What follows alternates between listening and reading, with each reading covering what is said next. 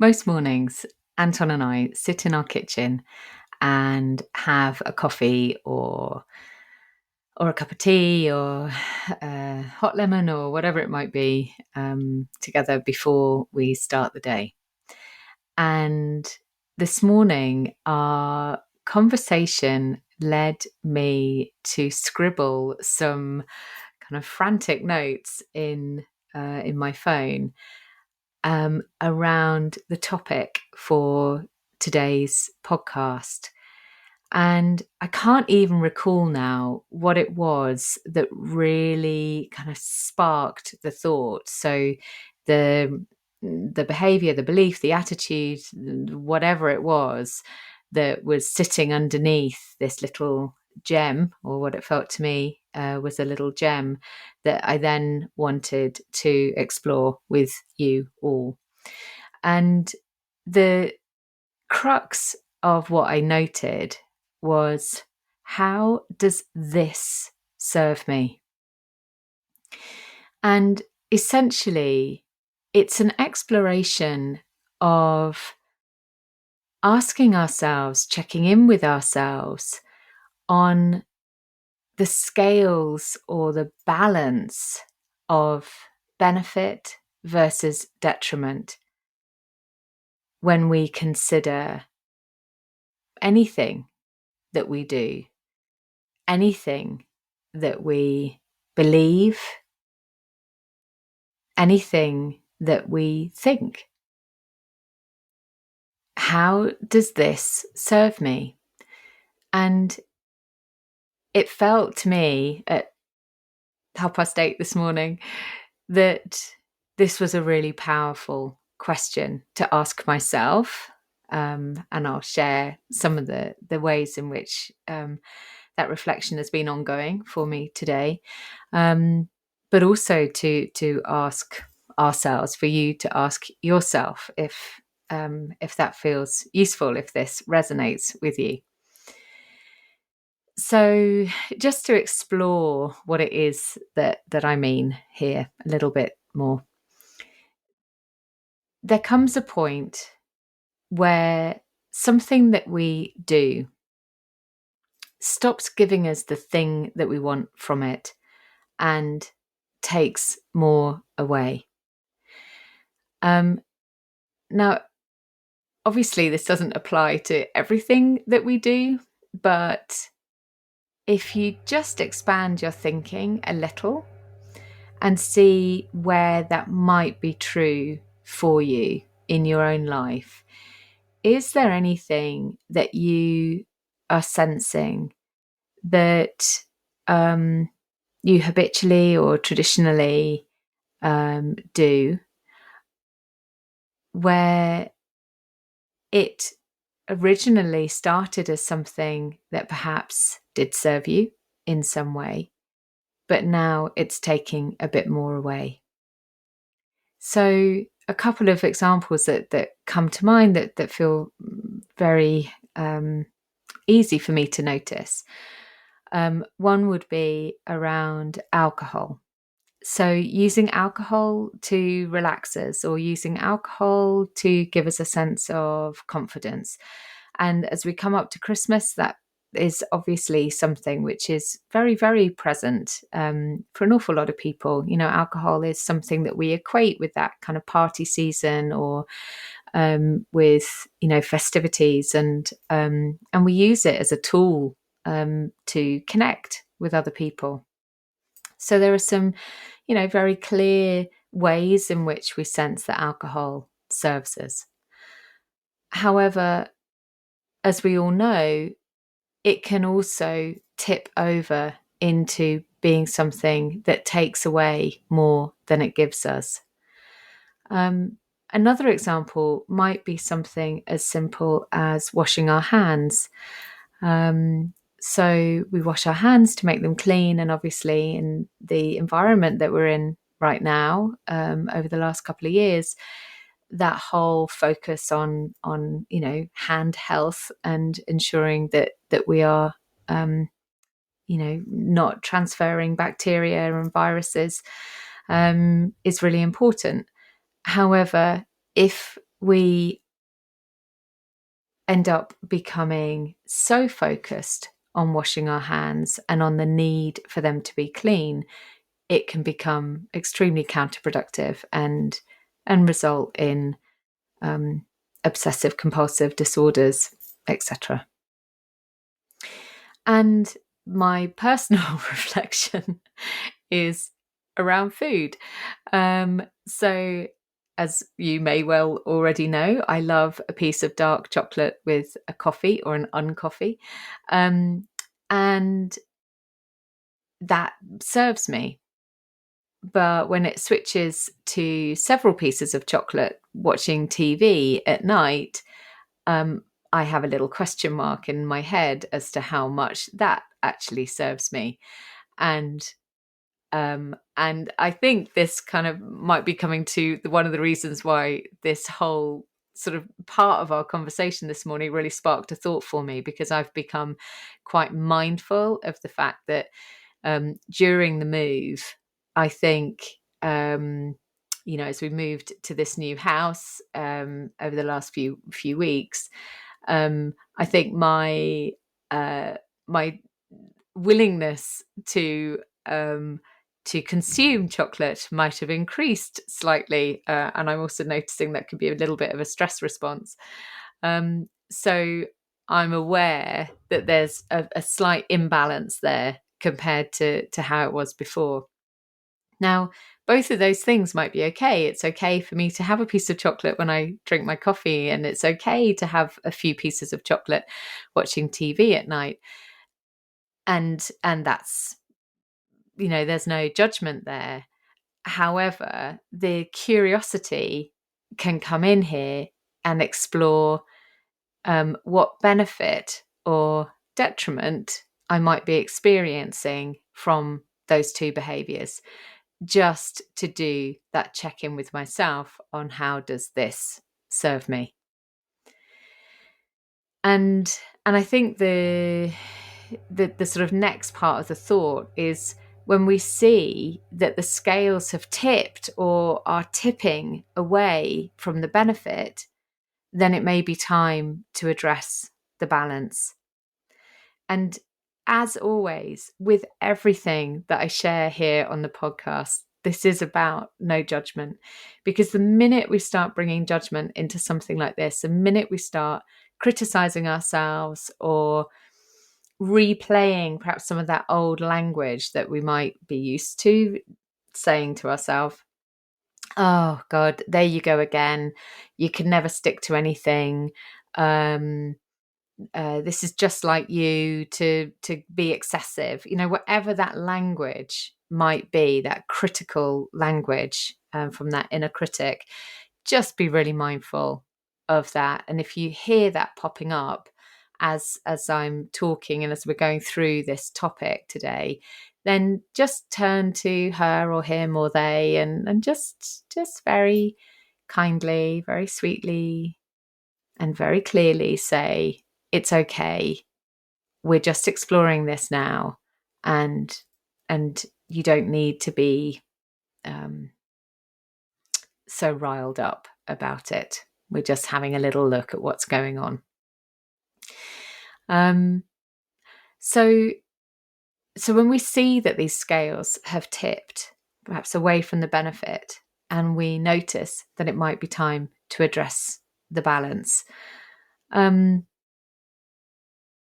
how do we actually do that? How do we assess what it is that we're getting from our behavior? It's quite a challenging question. It's something that only you will be able to identify how these different things serve you. Often behaviors or thought processes, they have stories attached to them. They may be or they may have rituals attached to them. And so it's also about understanding what those stories or what those rituals mean to you and what do they represent. So for me, if I'm really, really honest, having that little square of dark chocolate with my coffee in the morning makes me feel quite sophisticated, which is definitely my inner child kind of playing dress up, I would say.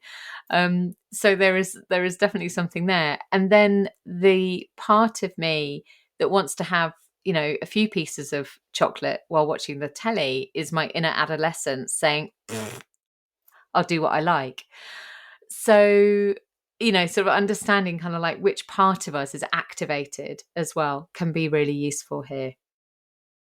And whatever the behavior is, whether it's,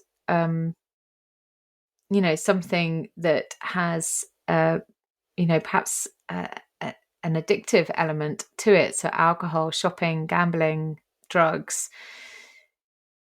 Part of this sort of process of exploring what they where this balance may be tipping sort of out of alignment beyond what feels comfortable for you is just to ask yourself, what do you get from it? And be really, really honest. Don't judge what you get from it. Just be really, really honest. And then to ask yourself, and what is it taking from you? Now, obviously, I also just want to call out another caveat here. If you recognize that there are some behaviors where you need really sort of professional support to support you in helping you move on from those behaviors, so drug or alcohol abuse, for example, then a really the invitation is always to seek that support, to reach out and find someone who can help you work through your own experience in the best way for you. So in the context of what we're talking about today,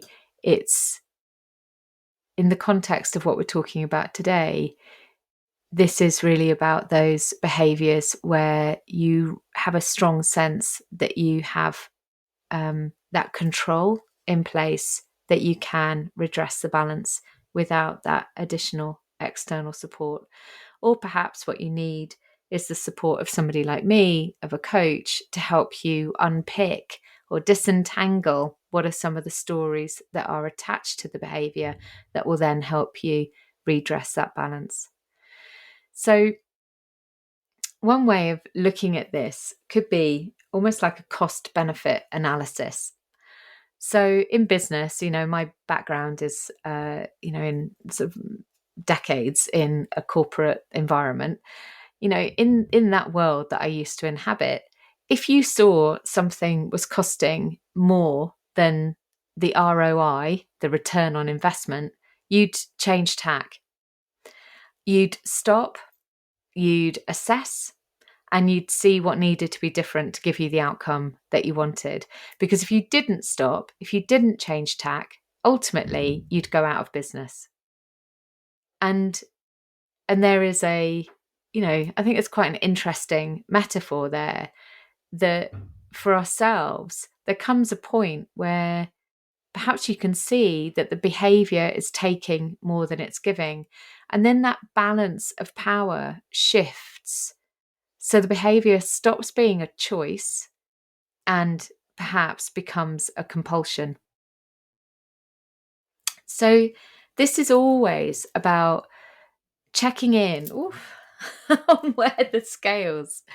This is always about there is a very annoying fly in this room with me. This is always about checking in on where the scales are sitting, and how balanced they are. And returning yourself to that place of homeostasis. So returning your whole self to that place of homeostasis. And that's what our bodies are always aiming to achieve. It's that perfect state of neutrality where everything is aligned. And homeostasis is described as the ability to maintain a relatively stable internal state that persists despite changes in the world outside. And I really love that definition for it. I'm just going to say it again for you.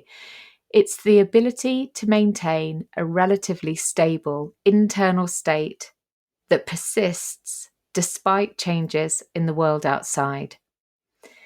And for me, this state of internal balance, despite the changes in the world outside, is a fundamental part of creating and maintaining happiness. Not in a sense of shunning the outside world, rather in letting the outside world flow past us as we focus our attention on what we can control, what we can inform, what we can change. Now, I'm about to say a word in Greek, which I'm probably going to mispronounce terribly. But eudaimonia is a term created by Aristotle. And the closest English word is probably flourishing. And that is such a beautiful word, flourishing. So Aristotle used eudaimonia as a broad concept to describe the highest good humans could strive toward, or a life well lived.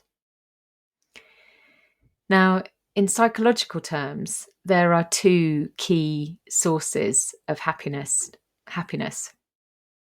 There's hedonia, which is happiness as pleasure, which is where we get hedonism from. And there's eudaimonia, which is happiness as personal fulfillment, this sense of flourishing from Aristotle. And if we think of our behaviours in these terms, in hedonia and eudaimonia, then we can ask ourselves that same question of how does this serve me? Do I believe this behaviour brings me happiness because some part of me believes it brings. I'll say all that again. Do I believe it brings me happiness because some part of me believes it brings me pleasure? Or do I believe it brings me happiness because the whole of me has a sense of personal fulfillment? So, as always, we ask these questions and listen to our own answers without judgment, simply noticing how we respond, including any resistance we might feel to asking the question. So, how does my love of dark chocolate truly serve me? It's a question I have genuinely been asking myself. I haven't quite reached the answer, but I know, if I'm really honest, that it's attached to pleasure. Whereas if I ate something that gave me an even deeper sense of nourishment, I think it would bring me closer to a sense of personal fulfillment. Now, again, that's not me saying I'm going to stop eating dark chocolate. But it is me saying I am very, very mindful of the habit that I'm creating around it and curious about how I rebalance and redress this scale from the benefit to the detriment, or the other way around. And ultimately, there's a collection of psychology papers that I came across recently called The Best Within Us. And one of their reflections is that the source of happiness plays the greatest role in the outcomes obtained. So the way that we access our happiness, the place where we access our happiness, plays the greatest role in what comes next and in how we feel, how we behave, what happens in our lives following on from accessing that source of happiness. So being clear about our source of happiness and how it serves us is what helps us achieve that sense of flourishing. And for me, that means balance. So thank you for joining me on that little exploration of how this idea of asking ourselves, how does this serve me, can connect into actually the sources of our happiness and how we feel on a sort of deeper, wider scale, I suppose could be the word here. As ever, I'd love to know if it sparked any thoughts for you. I sometimes think, with these episodes of the podcast where I just appear with a thought that's been percolating and share it with you, it often provokes some really interesting responses from people. So please do come back to me and share if there's anything that it sparked for you. And as ever, I wish you the absolute best in all that you are doing. I'd also like to just thank everybody who has bought a copy of The Heart of Change. I found out a few days ago that the first print run sold out incredibly quickly, and it's now being reprinted, which is just such a wonderful surprise, and I'm so grateful to everyone who's ordered their copy.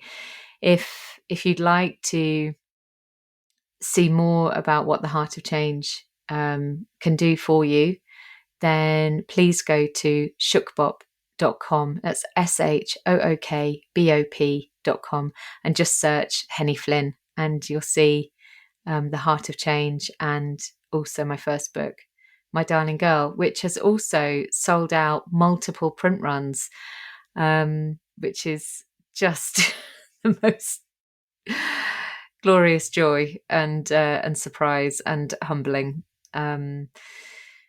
So stay safe, be free, and I send you a hug and a wave.